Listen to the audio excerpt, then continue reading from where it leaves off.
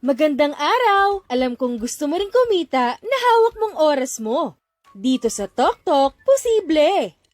Simple lang maging TokTok rider. Tuturuan kita kung paano. Mag-register online sa www.toktok.ph at i-click ang Become a TokTok Rider. Sagutan ang mga kinakailangang detalye. Importanteng tama ang lahat ng detalye na ilalagay mo, lalo na ang iyong mobile number dahil ito rin ang gagamitin mo sa iyong TokTok Rider app. Huwag kakalimutang i-upload ang iyong driver's license at ORCR at ilagay ang verification code. I-check kung tama ang lahat ng detalyeng nilagay mo at i-click ang submit.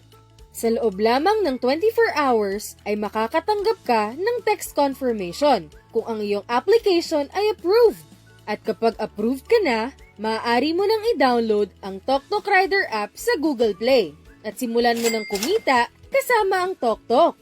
Hawak mo na ang oras mo at kung magfu-full-time ka pa sa TokTok, maaari kang kumita ng 1,500 pesos o higit pa sa isang araw.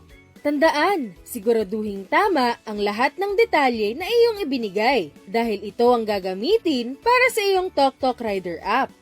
Babangon tayo at kakatok para maghatid ng ngiti mga katoktok.